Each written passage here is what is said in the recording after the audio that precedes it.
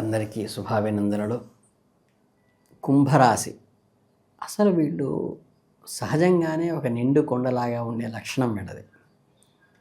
వీళ్ళకి గుంభనంగా ఉండే లక్షణం కూడా ఉంటుంది. అందుకని వీళ్ళకి కుంభరాశి అంటారు. అంటే ఒక్కొక్క రాశి వారికి కొన్ని ప్రాథమిక లక్షణాలు ఉంటాయి. వాటిల్లో ఏదో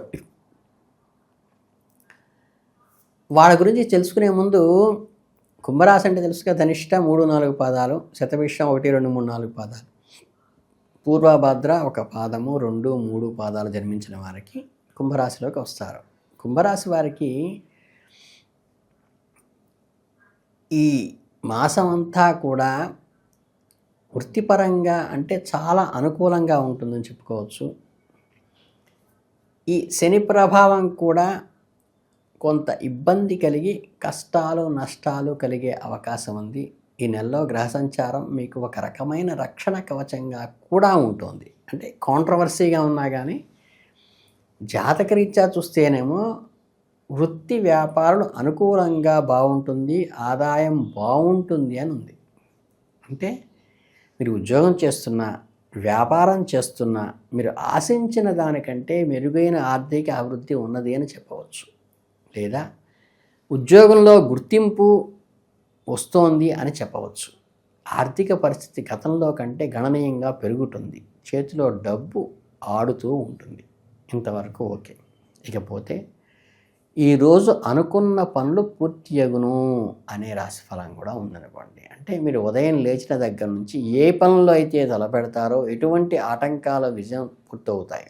మీ కష్టానికి మీ శ్రమకు తగిన ప్రతిఫలం ఖచ్చితంగా దక్కుతుంది. విషయం ఏంటంటే మీకు ఖచ్చితంగా ఈ ఆర్థిక ప్రొఫెషనల్ పరంగా వృద్ధి ఏదైతే వస్తుందో ఈ వృద్ధికి ఎప్పుడూ కూడా ఏంటంటే ఒక రెండో కోణం ఏంటంటే మనకి వృద్ధి వస్తుందంటే మనకి అసూయాపరులు పెరుగుతారు. దీనికి జాగ్రత్తలు తీసుకోవాలి. అలాగే కోర్టు వ్యవహారాల్లో కొంచెం ఇబ్బంది కలిగే అవకాశం ఉంది. పాత కేసులు తిరగబెట్టే అవకాశం ఉంది. అలాగే లాయర్లకి హాస్పిటల్స్కి ఎక్కువ ఎక్స్పెండిచర్ అయ్యే అవకాశం ఉంది. మానసిక ప్రశాంతత దీనివల్ల తగ్గుతుంది. అలాగే అధికారుల బాధలు అతిగానుంటాయి. అంటే ఆఫీసర్ యొక్క ప్రెషరు, హయ్యర్ అఫీషియల్స్ యొక్క ఒత్తిడి ప్రెషర్ మీద ఉంటుంది. చిన్న చిన్న తప్పులు కూడా ఒక్కోసారి మందలిస్తూ ఉంటారు వాళ్ళు. కొంతమందికి ప్రభుత్వ కార్యాలయంలో పనులు జరగాలంటే లంచాలు అడగటం, ఫైళ్ళ ముందుకు కదలకపోవటం వంటి చికాకులు కూడా ఎదురవుతూ ఉంటాయి. కనుక ఏంటంటే మీకు ఈ గ్రహభావం వల్ల కరెక్ట్గా అటువంటి వాడు తగులుతాడు. మీ ఇంట్లో ఆడవారు కావచ్చు, ఆఫీసులో మీతో పనిచేసేటువంటి సహోద్యోగినులు కావచ్చు, వారితో మాట్లాడేటప్పుడు మాట పట్టింపులు తలెత్తే అవకాశం ఉంది. అనవసరమైన వాదనకు అస్సలు దిగబాకండి. వీలైతే పెద్ద గొడవలకు దారి తీసే చూడకుండా ఒక్కసారి తగ్గి దాన్ని దులిపేసుకోవటం మంచిది.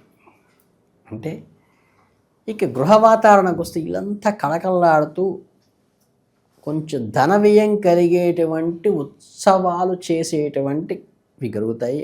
అతిథి మర్యాదలు, విందులు, వినోదాల కోసం ఎక్స్పెండిచర్ అవుతుంది.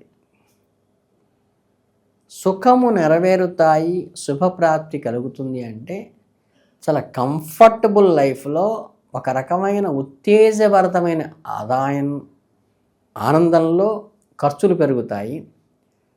ఇంకోటి ఏంటంటే గ్రహ ప్రభావం వల్ల మీకు అప్పుడప్పుడు మీ గ్రోత్ని చూసి ఇబ్బంది పెట్టేటువంటి వాళ్ళ వల్ల స్పర్ధలు వస్తాయి. అంటే మీరు ఎక్కడ మాట విషయంలో జాగ్రత్తగా ఉండండి. అలాగే మంచి పదవీ యోగం కూడా కలిగి మీ మాటలకు ఒక ఐడెంటిటీ వచ్చి ఒక గుర్తింపు కూడా వస్తుంది. సామాన్య ఉద్యోగులు వస్తే ఏంటంటే ఆసక్తికరమైన ఫలితం ఏం కనిపిస్తుంది? రహస్య సంపాదన.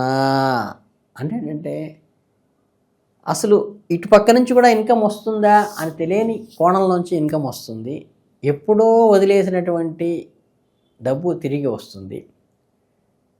మహిళా ఉద్యోగులకి మాత్రం తమ ఆరోగ్యం పట్ల ప్రత్యేక శ్రద్ధ వహించడం తప్పదు. కీళ్ళ నొప్పులు, ఎలర్జీలు వంటివి ఖచ్చితంగా వాళ్ళకి సూచన మాత్రంగా చెప్పక తప్పదు.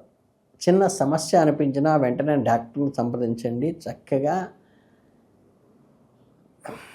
మీరు దానికి తగిన పరిష్కారం డాక్టర్ సంప్రదింపుతో చేసుకోండి. ఇకపోతే నూనె వ్యాపారస్తులకు ఊహించిన లాభాలు వస్తాయి. సిమెంట్ వ్యాపారులకు కలబాటెంబడిపోయే వ్యాపారాలకు కూడా లాభాలు చూస్తాయి. రియల్ ఎస్టేట్లో, కన్స్ట్రక్షన్లో రంగం వారికి అనుకూలంగా ఉంటుంది. స్టాక్ ఏదైనా ఉంటే క్లియర్ చేసుకోవడానికి మంచి సమయం. ప్రతి రంగానికి సంబంధించిన గ్రహాలు మిశ్రమ ఫలితాలనే ఇస్తున్నాయి. మనం చెప్పుకుంటున్న ఈ వివరాలు కూడా మధ్యలో ఒక క్షణం ఆలోచించి అడుగు ముందుకు వేయవలసిన పరిస్థితే ఉన్నది తప్పితే అన్నీ సక్రమంగానే జరుగుతున్నాయి. కానీ ఈ అపోనెంట్ జెండర్తో కొంచెం జాగ్రత్తగా ఉండాలి. అలాగే చక్కగా నువ్వుల నూనెతో దేవాలయాన్ని అలంకరించడం, అంటే దీపం పెట్టి దీపాలతో దేవాలయాన్ని అలంకరించడం కానీ, పక్షులకు, మూగజీవాలకు ఆహారం ఇవ్వటం వల్ల కానీ, అలాగే దీన స్థితిలో ఉన్నవాడికి అడగంగానే డబ్బులు ఇవ్వటం వల్ల కానీ మీరు దీని నుంచి బయటపడతారు.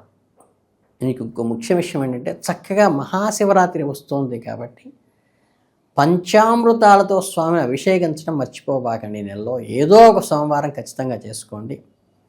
అలాగే వైష్ణవ సాంప్రదాయంలో ఉన్నవాళ్ళైతే విష్ణు సహస్రనామం ప్రదోష వేళకి ఖచ్చితంగా పాటించండి. ఇకపోతే ఈ కుంభరాశి వారికి జలకుంభ అంటే జలదానం అంటే కుంభం ఉంటుంది. పూర్ణ కుంభదానం చేయటం వల్ల కూడా మంచి ఫలితాలు వచ్చేటువంటి అవకాశం ఉంది. దీపదానం కూడా చేసుకోవచ్చు. శివారాధన మీకు ఒక రక్షణ కలయచలనగా ఉపయోగపడుతుంది. విష్ణు ఆరాధన కూడా అంతే రక్షణ. అలాగే మీరు ముఖ్యంగా ఈ పంచామృతాలతో శివుడికి అభిషేకం చేసుకోవటము, ఉపవాసము దాని ద్వారా బాగుంటుంది. రెండోది ఏంటంటే ప్రదోషకాలకు విశ్వసనామ పారాయణ వల్ల వస్తుంది.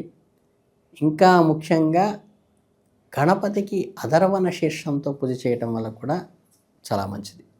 ఇవన్నీ కూడా ధార్మికంగా మీరు చేసుకోవడానికే తప్పితే ఎక్కువ వేలు ఖర్చు పెట్టి చేయవలసిన విషయాలు ఏమీ లేవు.